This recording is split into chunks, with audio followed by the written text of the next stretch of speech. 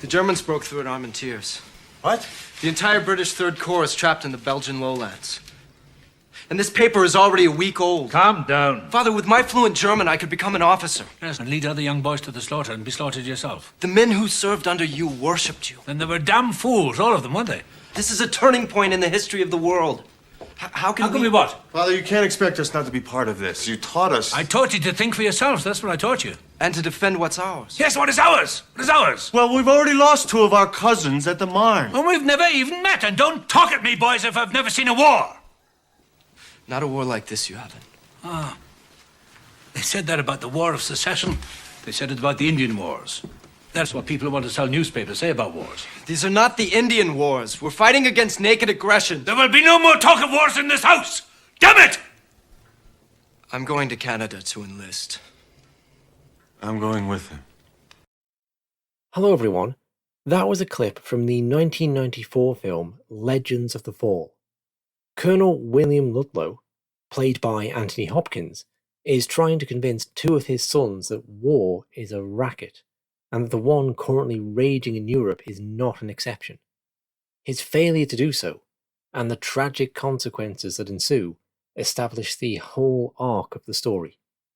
But how did thousands upon thousands of young American men become convinced that travelling halfway around the world to participate in one of Europe's endless wars was some sort of noble cause? How did they come to believe this war was different?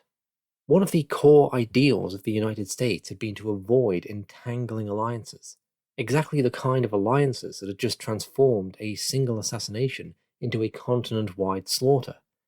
Why would the US now abandon this principle to dive, conscript first, into that chaos? That's what I'm going to look at in this episode.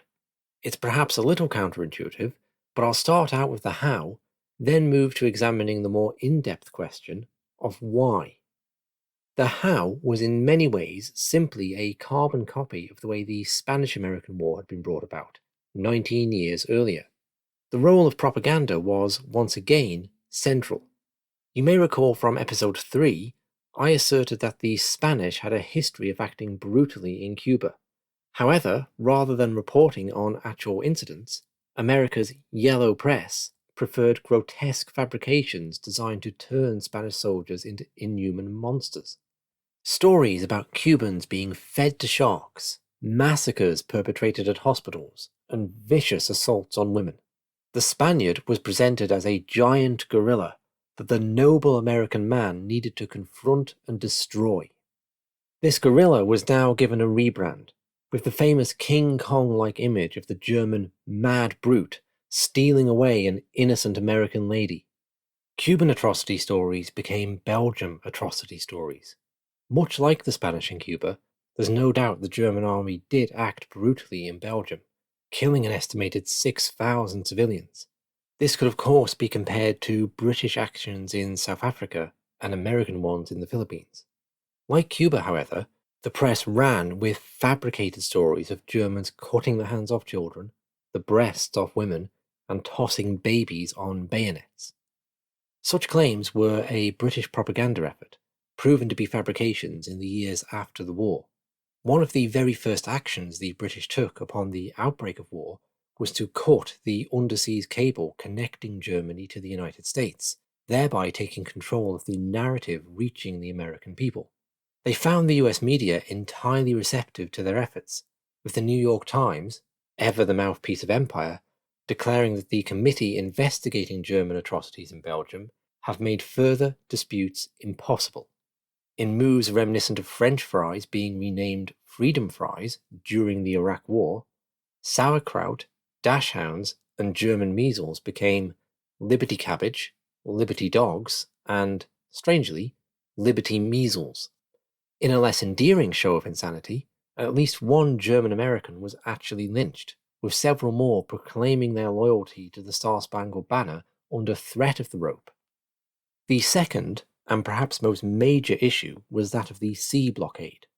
I appreciate that in episode 14 I examined Gerry Docherty and Jim MacGregor's highly controversial claim that the British Foreign Office might have deliberately allowed their blockade to leak up until 1916 in order that Germany could stay in the war long enough to be utterly decimated. Whatever the truth of that, whether enough food was allowed in to keep the German army going or not, it was certainly restrictive enough to cause starvation amongst the population. One German writer commented that the women, who stood in pallid queues before shops, spoke more about their children's hunger than about the deaths of their husbands.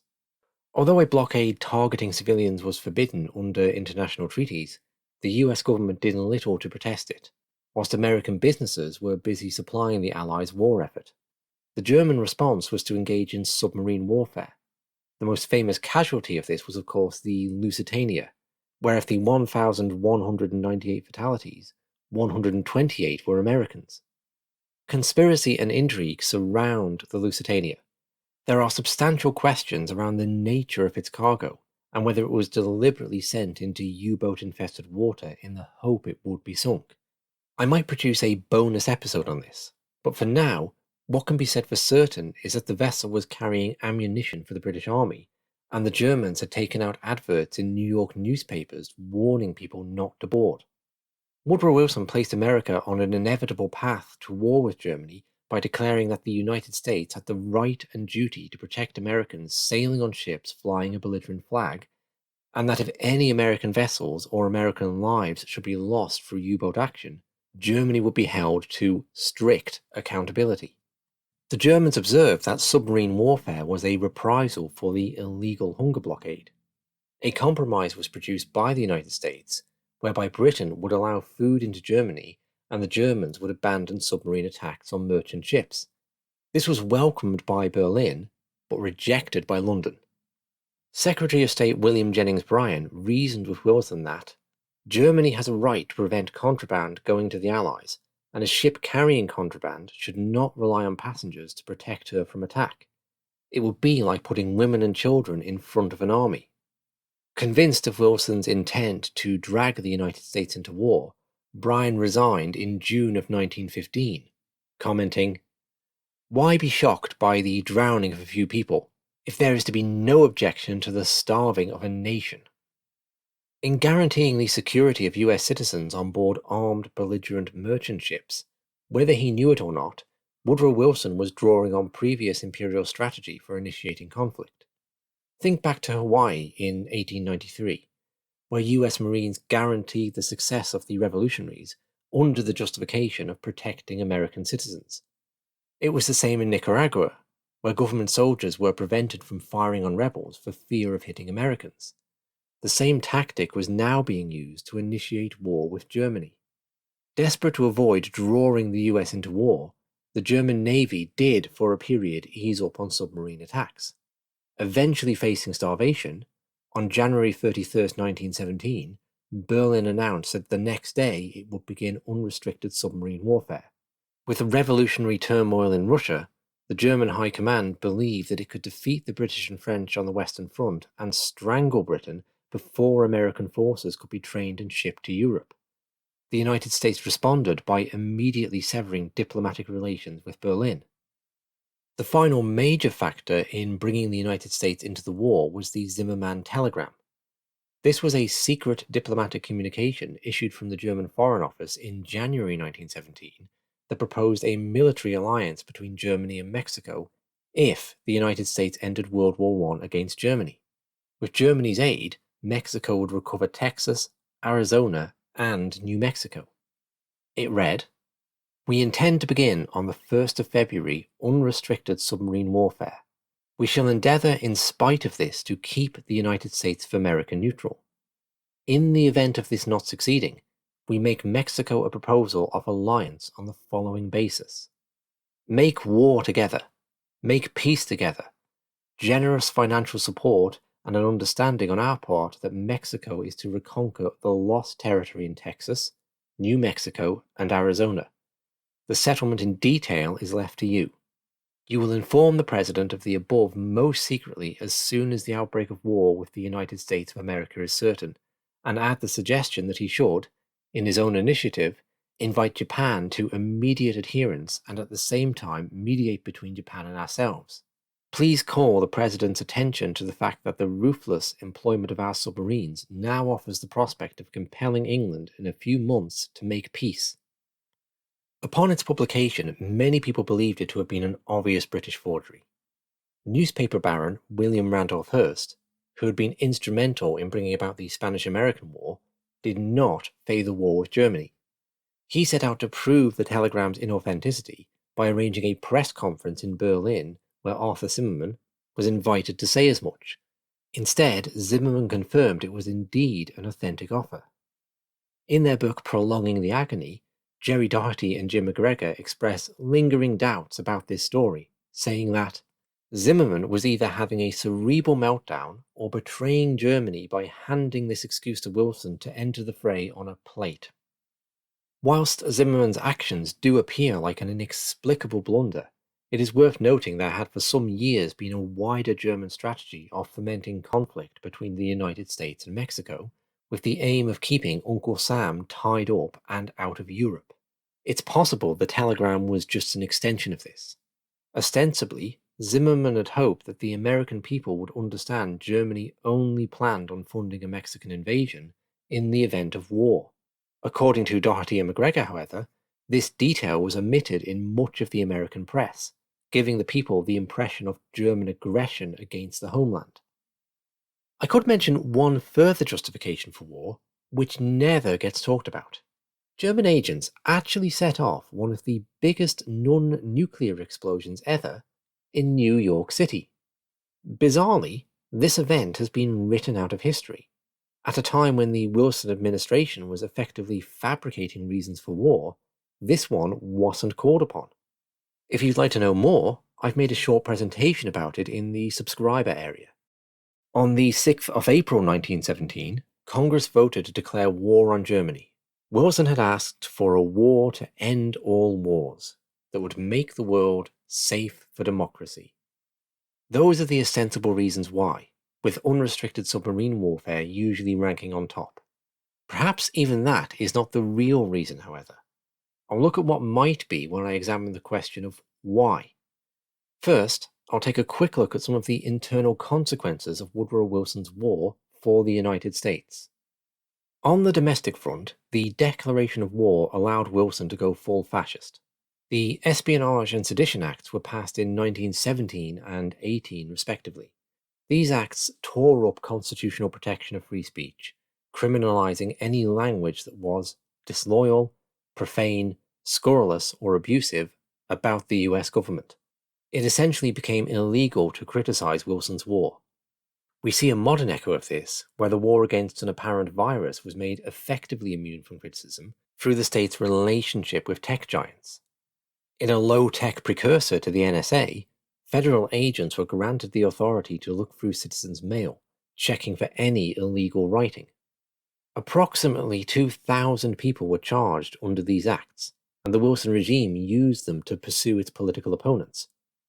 I'll present some examples taken from Judge Andrew Napolitano's book, Theodore and Woodrow. 5 Russian socialists were sentenced to jail for 20 years each because they had spoken out against sending American troops to Russia and against American interference with the Russian Revolution. The publisher of a German newspaper, Victor Berger, was sentenced to 20 years for printing anti-war editorials. From his jail cell, he was repeatedly elected to Congress by the people of Wisconsin, finally taking his seat there after the Supreme Court overturned his sentence in 1921. The Assistant Secretary of the State in Wisconsin, Louis Nagler, was sentenced to 20 years in jail for criticizing the Red Cross and the YMCA as being grifters. Goodness only knows what they'd have done to the village people. Nagler's conviction was overturned in 1920. Famed anarchist Emma Goldman, founder of the No Conscription League, was arrested under the Espionage Act. During her trial, she commented, "We say that if America has entered the war to make the world safe for democracy, she must first make democracy safe in America.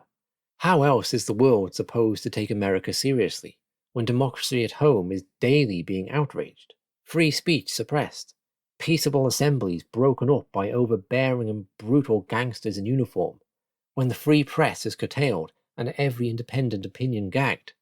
Verily, poor as we are in democracy, How can we give of it to the world? Goldman's arguments fell on deaf ears, and he was jailed for 2 years, then deported to Russia. The most politically charged arrest was of Socialist Party presidential candidate Eugene Debs. He was sentenced to 10 years for telling working-class Americans that they were the principal fighting force behind the war, therefore, they alone should be the ones to decide matters of war and peace. From his jail cell, he ran for president in the 1920 election and received nearly 1 million votes, which at the time was 3.4% of the total. He was pardoned in 1921. The Sedition Act was repealed in 1921. The Espionage Act remains to this day, however, and has been used to pursue Vietnam War whistleblower Daniel Ellsberg, 9/11 NSA whistleblower Thomas Drake, the CIA's torture whistleblower John Kiriakou, and Daniel Hale, an Air Force veteran who exposed the drone program. This is to name but a few. The war with Germany proved nowhere near as popular as the one against Spain, where over 500,000 men had rushed to sign up. In the first 3 months, just over 100,000 men volunteered, so Congress introduced conscription. Woodrow Wilson, who I really do think was insane, described the military draft as, in no sense a conscription of the unwilling. It is, rather, selection from a nation which has volunteered in mass. I find this such a revealing statement, as it shows Wilson has no concept of the individual as having innate value. This is why I call him a fascist, in line of Benito Mussolini's dictum of, everything in the state, nothing outside the state, nothing against the state. Some 2,000 conscientious objectors were jailed and subject to small rations, solitary confinement, and physical abuse, from which 2 of them died. Being drafted into far-off wars would become the norm for young American men for the next 50 years. Protests over the Vietnam War prompted a move to a more economic type of draft, to give the appearance of a volunteer army. The war presented an opportunity for the big business community to merge with the state, guaranteeing their profits would be protected from free market competition. This was an acceleration of an already present process I discussed in the last episode. To quote the economist and historian Murray Rothbard, more than any other single period, World War I was the critical watershed for the American business system. It was a war collectivism, a totally planned economy run largely by big business interests through the instrumentality of the central government, which served as the model, the precedent, and the inspiration for state corporate capitalism for the remainder of the 20th century. The Wilson administration established a War Industries Board, which gained control over all purchasing, pricing, and allocation of resources. The board was partially run by big business leaders, who were then granted wartime contracts.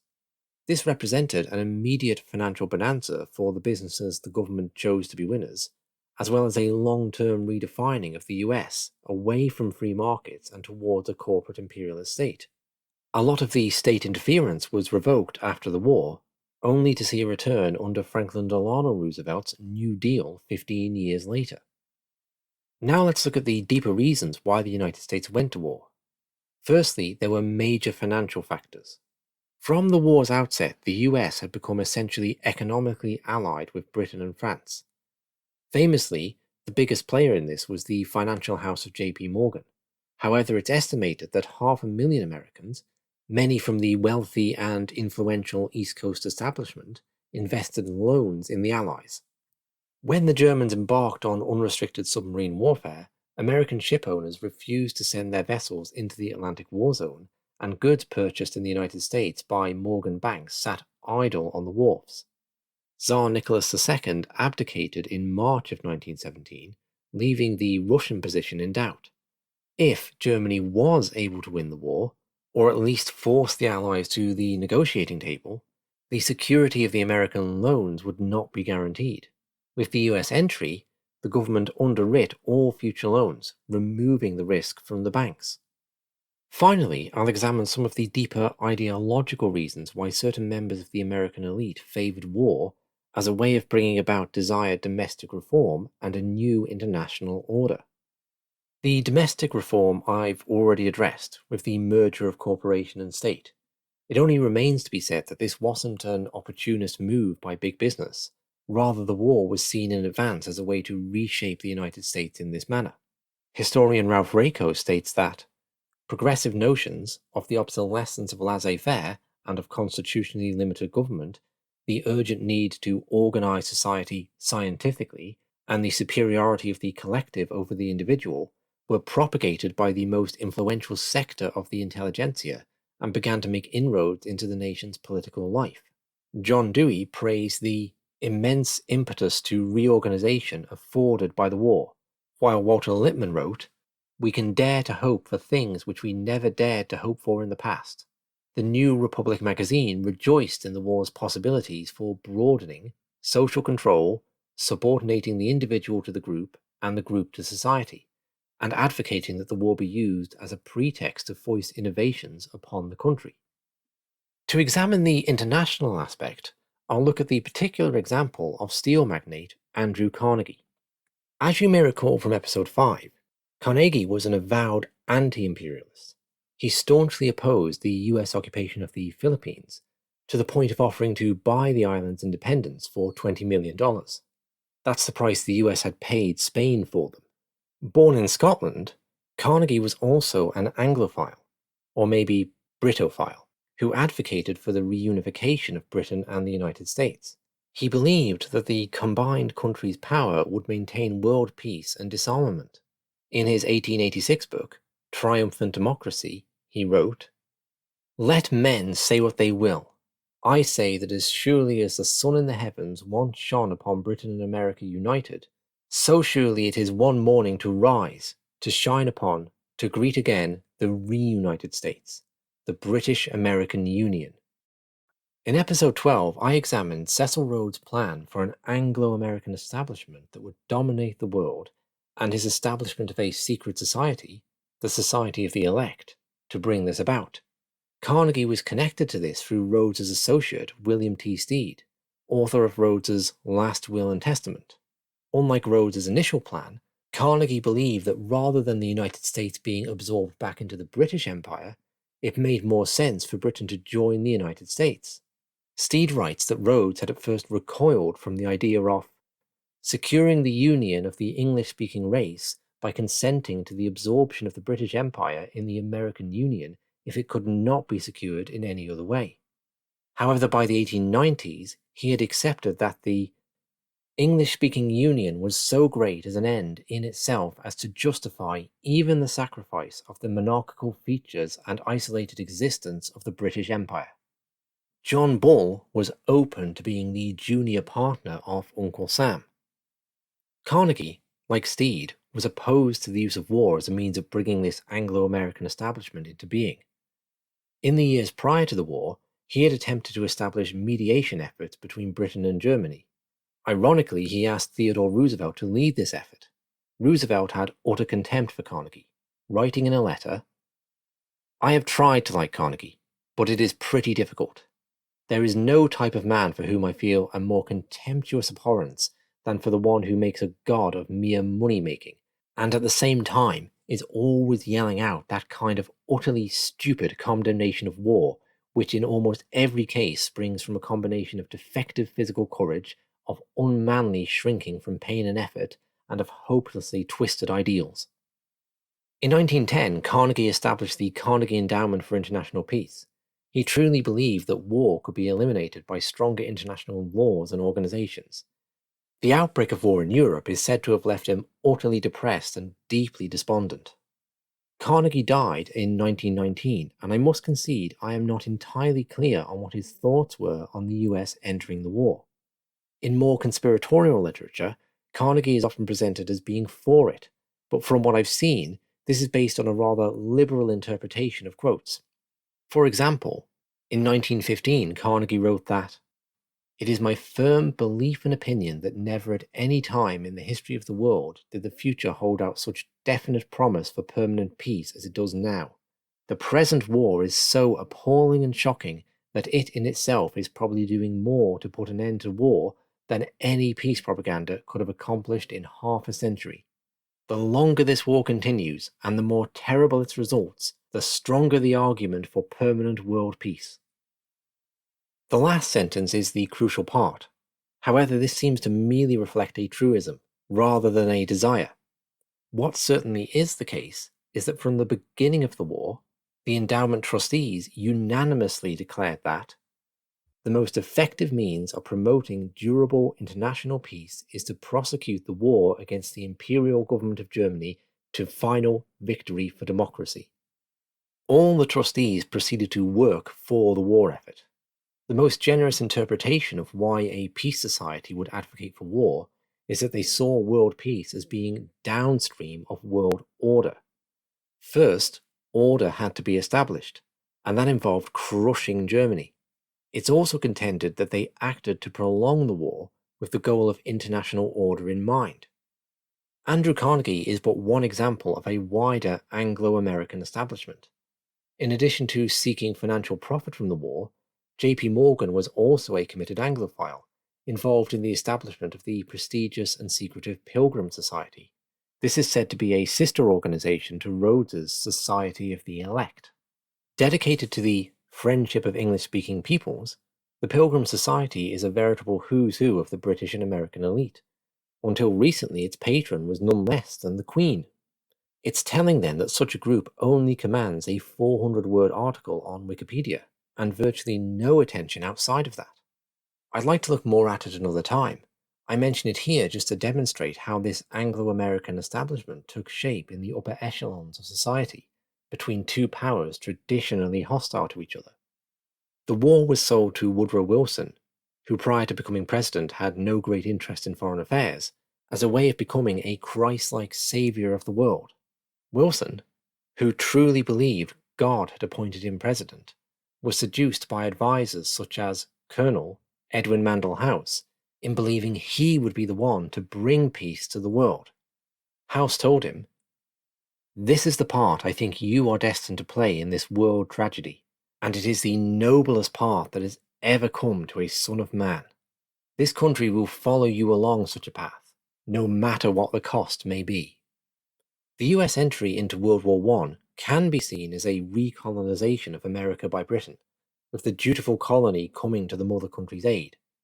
It can also be seen as both Britain and America being colonized by a globalist imperial ideology. I'll start to wrap up there for today.